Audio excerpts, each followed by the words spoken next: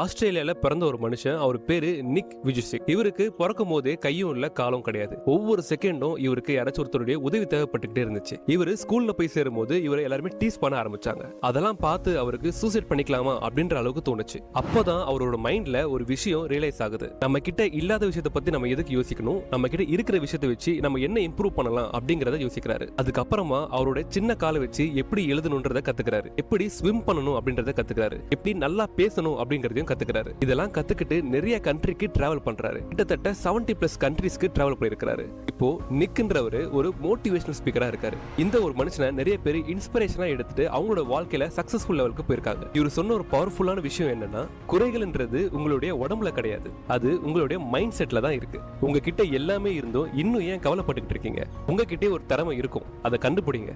Try பண்றதை எப்பயுமே நிப்பாட்டாதீங்க. புரிஞ்சிருக்கும்னு நினைக்கிறேன்.